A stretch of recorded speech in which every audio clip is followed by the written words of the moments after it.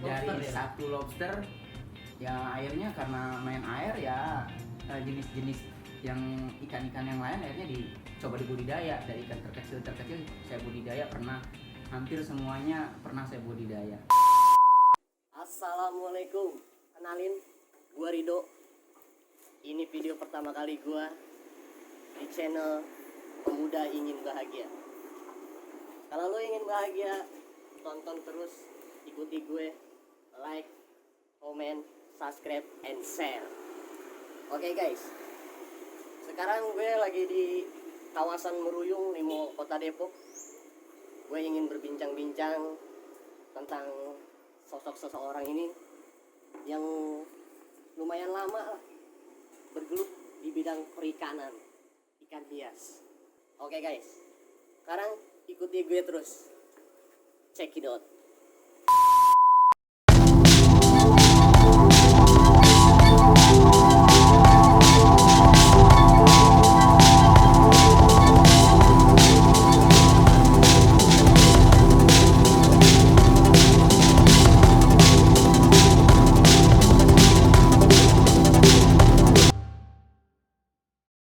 Gini bang, saya pengen ngomong berbincang-bincang sama abang karena kan kalau saya lihat biografi abang ini lumayan mengesankan buat saya sendiri nih, khususnya, dan semoga bisa menjadi motivasi buat teman-teman sekalian yang ingin mempunyai usaha atau sedang berjalannya usaha-usaha kalian.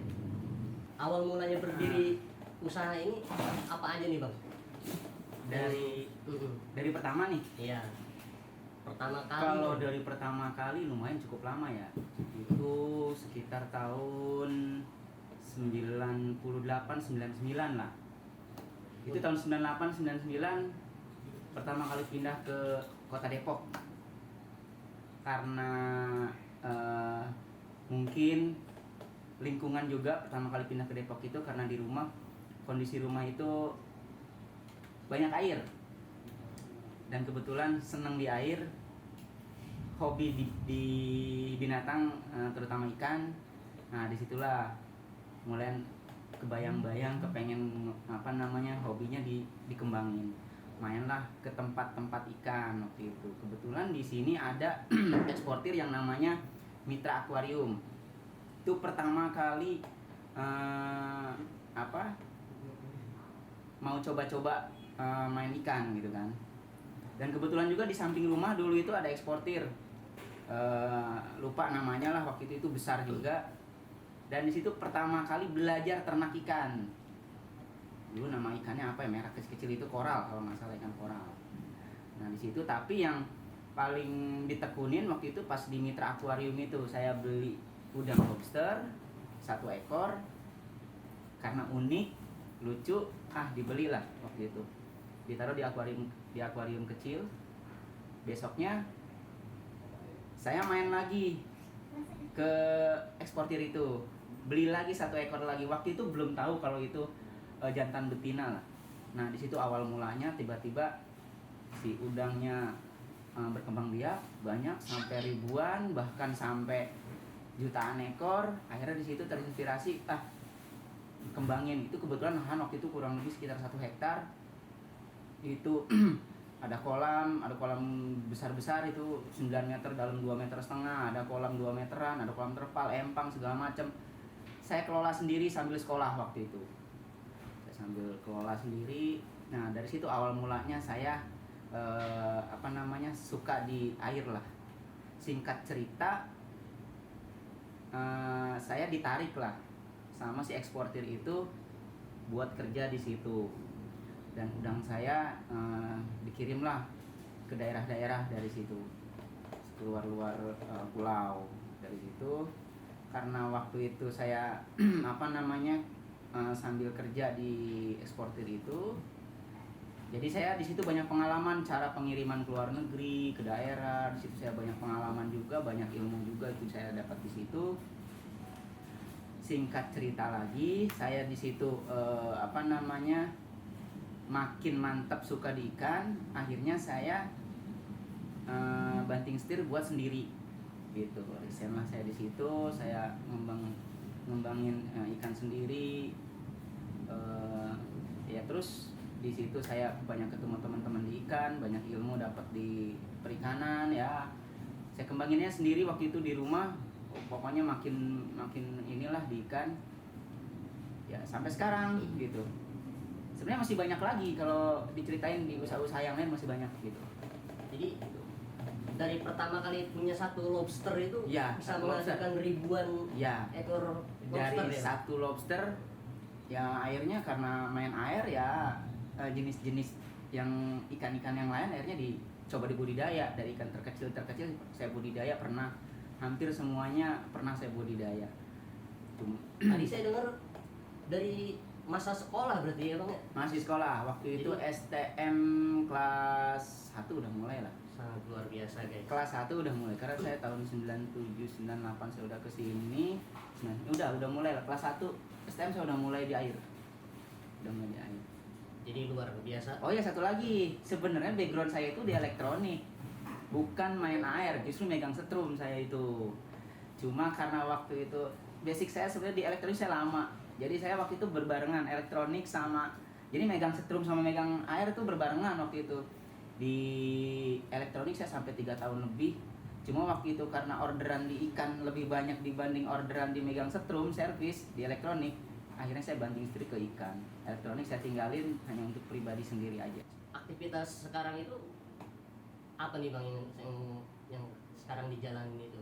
Kalau aktivitas sekarang masih tetap di dunia perikanan, tapi lebih condong ke pemasaran, marketing kalau sekarang. Kalau dulu itu breeder, kalau sekarang lebih ke marketing.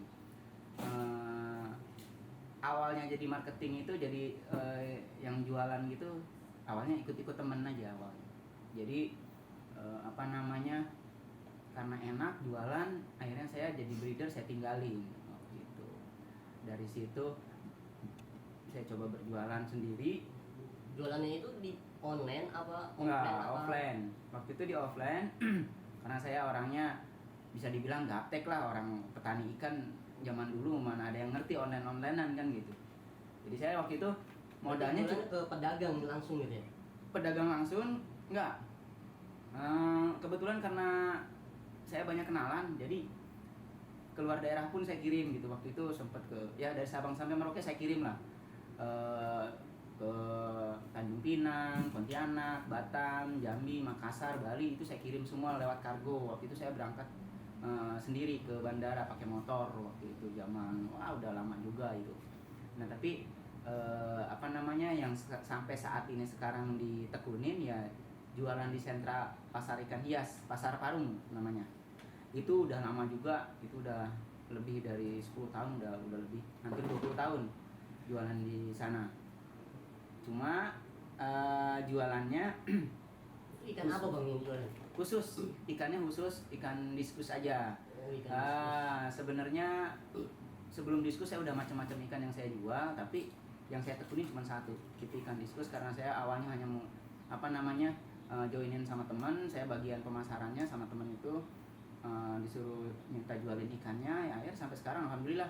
Dari masih dulu temen punya farm terpal, cuman ukurannya kurang lebih 4x5, sekarang alhamdulillah udah kayak pabrik, farmnya gede, karyawan pun sampai puluhan. Jadi dari nol saya jalan sama temen itu sampai sekarang. Bahkan usaha-usaha yang udah berjalan pun sekarang saya bukan hanya di sana aja.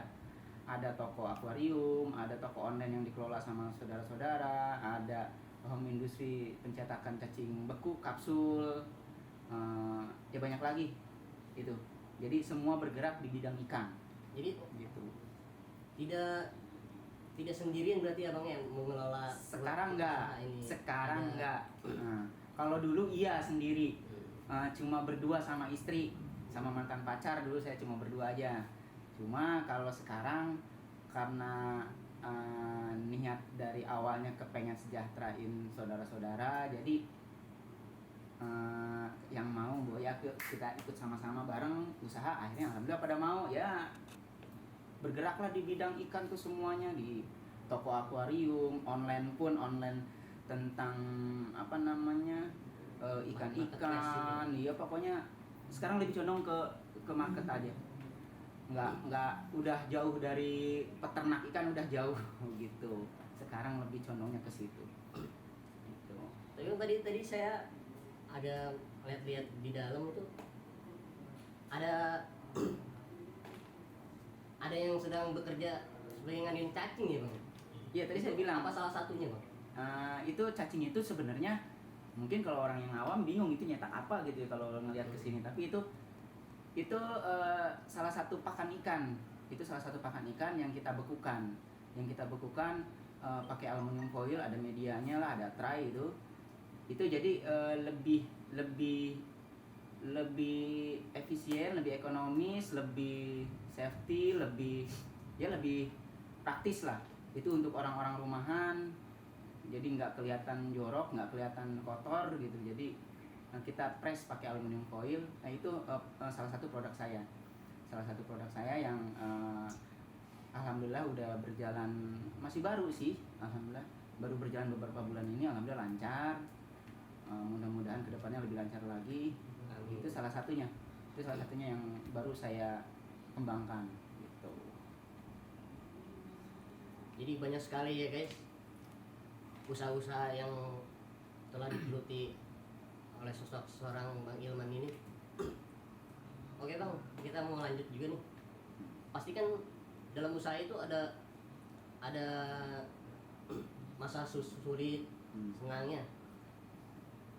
Kalau masa sulit-sulit yang dihadapinya itu seperti apa bang? Banyak ya kalau masa sulit itu. Terutama sekarang kali ya.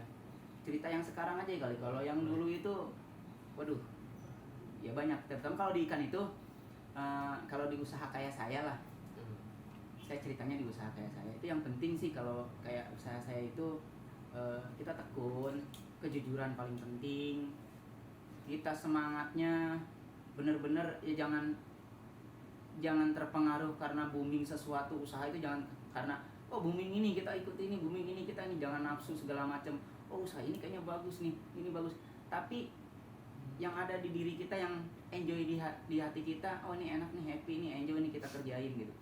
Kalau rintangan-rintangan pada saat usaha itu banyak sekali, terutama yang saya jalanin ini kan di makhluk hidup. Itu benar-benar kita harus benar-benar tekun. Tadi saya bilang makhluk hidup itu makhluk yang bernyawa. Itu jangan dianggap remeh. Jadi saya tuh ini anggap aja anak saya sendiri gitu. Jadi kalau saya nggak ada, aduh anak saya di rumah udah teriak-teriak nih minta makan gitu kan. Jadi punya perasaan ke situ. Jadi yang rintangannya kalau ketika ikan itu mati, penjualan sepi, tapi itu hal-hal biasa lah. Kalau misalnya untuk sekarang di masa pandemi apalagi ini kan, ya harus benar-benar kita manajemennya benar-benar kita atur, kita kontrol, jangan sampai kita loss asal-asalan buat pengeluaran apalagi gitu kan. Terus kita harus lebih ke marketnya, lebih semangat lagi, karena di masa pandemi ini terus terang agak menurun gitu kan. Tapi kita alhamdulillah di sini masih bisa bertahan, masih bisa jalan. Yang di sini karyawan semua masih bisa aktivitas gitu kan, nggak ada halang rintang gitu, alhamdulillah gitu. Kalau untuk perawatannya sendiri di ikan ini itu apa yang dilakukan? Yang sekarang saya jalanin? Iya. Yang sekarang saya jalanin ini kan ikan diskus. Kalau ikan diskus itu emang proses untuk perawatannya agak rumit ya. Nggak segampang ikan-ikan lain yang mungkin orang-orang pikir enak nih kayak ikan mas koki misalnya, enak nih kayak ikan yang lain-lain gitu kan, gampang. Enggak, tapi di sini agak-agak susah. Jadi kalau di diskus itu perbedaannya bukan merawat ikannya, tapi kita merawat airnya. Bagaimana caranya kita semaksimal mungkin untuk merawat air itu biar air itu bagus gitu. Dan ini saya pikir berlaku untuk ikan-ikan yang lain. Jadi kalau di diskus itu yang saya tekunin sekarang itu gimana caranya biar si air itu bagus. Jadi dia itu nggak boleh kalau diskus itu asal-asalan kayak misalnya ini untuk ngembang biakin ya, untuk ngembang biakin, untuk pembesaran, untuk penampungan, itu nggak bisa dicampur-campur ikan-ikan lain. Kita kalau diskus ya tok diskus, tapi kalaupun di tempat lain atau di hobis di rumahan itu nggak apa-apa dicampur ikan lain. Ini hanya untuk penampungannya aja, itu nggak bisa sembarangan gitu.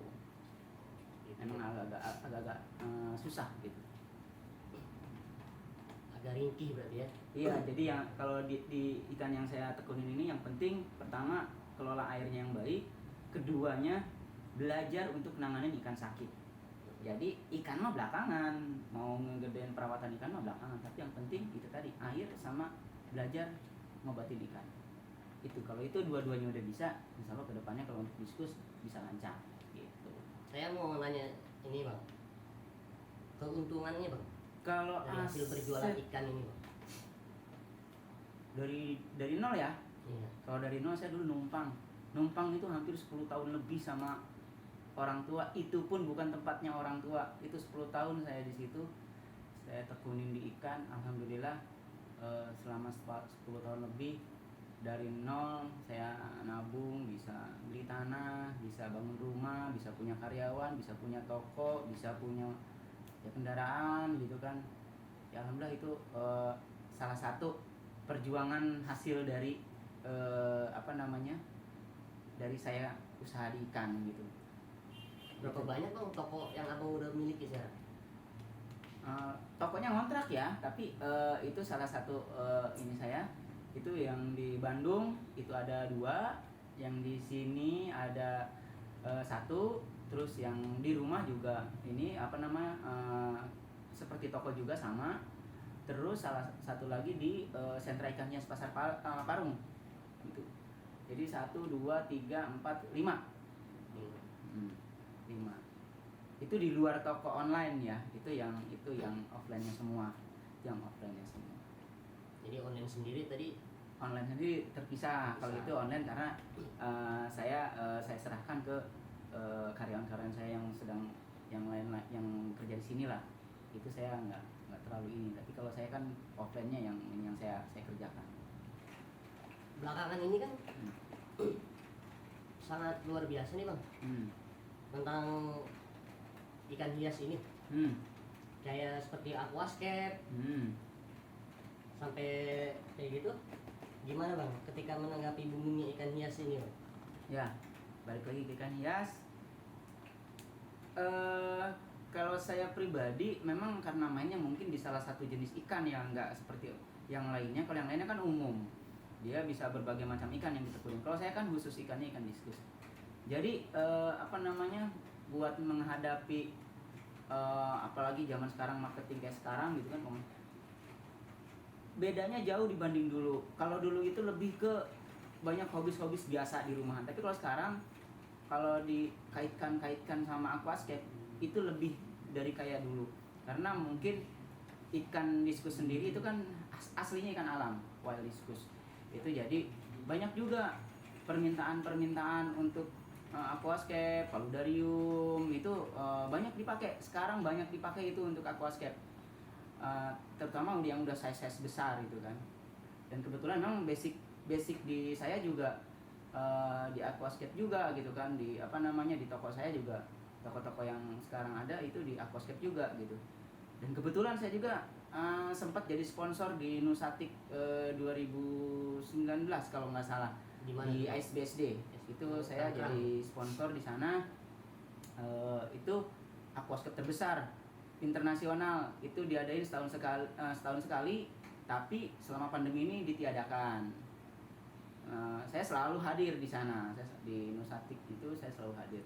Itu memang saya ada di aquascape memang ada suka gitu, agak suka saya di aquascape. Jadi kalau ada kontes-kontes saya selalu ikut datang nonton lah, belum bisa partisipasi yang lain, tapi jadi sponsor udah pernah, sponsor di Nusatik yang di BSD itu, di ISBSD. Ini salah satunya, ini karya apa nih bang? Ini aquascape atau apa bang? Ini paludarium. Oh, paludarium. Ini mah iseng-iseng aja. Nggak asal lah bikinnya. Yang penting hidup dulu. Cuma ini karena kolamnya lagi nggak beres, filternya lagi bocor, jadi semua saya matiin. Ini kalau aktif dia bening, dia ada mist makernya, ada asapnya, semua air dari atas semua, ada spray segala macam, pencahayaan semua ada sebenarnya normal, cuma karena filternya lagi rusak, jadi saya matiin dulu, belum saya tambal gitu. Perawatannya sendiri gampang nggak ini bang, membuat paludarium ini? Untuk perawatannya aja gitu. Gampang banget ya sebenarnya. Kalau paludarium itu kan sekarang sistemnya udah praktis, nggak kayak zaman dulu kita kalau nyiram wah harus nyiram gitu kan, harus nyemprot gitu kan tanamannya. Kalau ini enggak, jadi dia yang nggak kesiram, yang nggak kena air pun nanti dia kesiram sendiri. Kita pakai sistem otomatis, jadi per berapa jam sekali dia hidup nanti nyiram sendiri. Oh jadi ada alatnya ini? Ada alatnya, jadi nanti nyiram sendiri selama berapa menit kita mau 10 menit, mau 5 menit, mau setengah jam, terserah. Nanti nyiram sendiri, jadi dia tetap tumbuh gitu. Jadi kalau di aquascape paludarium itu kita yang punya itu menikmati. Jadi jangan sampai kita yang punya malah sibuk sendiri ngurusin segala macam, nguras apa segala macam, enggak. Nguras pun kalau paludarium misalnya kolam seperti ini, kita cuma di filter aja paling, cuci filter segala macam gitu. Jadi kita nggak dibikin repot gitu. Pesan saran nih bang, agar bisa membangun semangat anak-anak muda bang untuk bisa memulai berbisnis di bidang usaha seperti abang ini. Simple sih, simple sebenarnya. Simple untuk anak zaman dulu aja, anak-anak zaman sekarang nggak tahu ya. Kalau anak-anak zaman sekarang kayaknya aduh agak-agak ini juga kalau sekarang itu yang penting gini. Tadi di pertengahan ngobrol-ngobrol kita tadi saya bilang yang penting kalau usaha itu, kalau memang yang mau usaha ya, kalau memang yang mau usaha jangan memaksakan kehendak, jangan ngelihat hal yang booming segala macam, tapi yang penting yang kita pikirin, gue enjoy nggak ya di usaha itu, enak nggak ya, happy nggak ya, terutama yang paling enak lagi kalau memang hobi, nah itu paling enak lagi. Jadi kalau yang penting tekun, kejujuran yang pertama, kejujuran, tekun, kita mau kerja keras, nggak boleh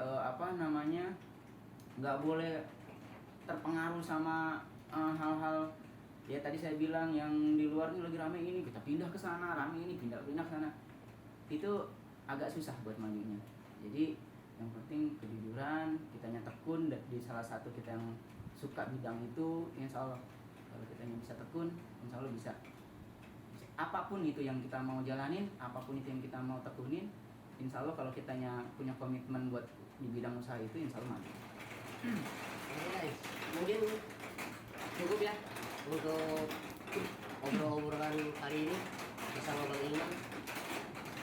Sangat luar biasa guys, dari mempunyai satu lobster sekarang mempunyai aset yang lumayan banyak, dari rumah, punya mobil, 5 toko, pabrik cacing, bisa dibilang pabrik ya Bang berarti ya. Industri lah, industri, jangan bilang pabrik ah, gede banget pabriknya. Dan juga tenaga diskusi, khususnya di diskusi nanti ya. Oke Bang, terima kasih. Kayak gitu aja. Oke, nah, semoga bisa terinspirasi buat teman-teman semua ya. Itu sedikit pengalaman saya lah, singkat-singkat aja. Pemuda yang bahagia, insya Allah berkah. Assalamualaikum.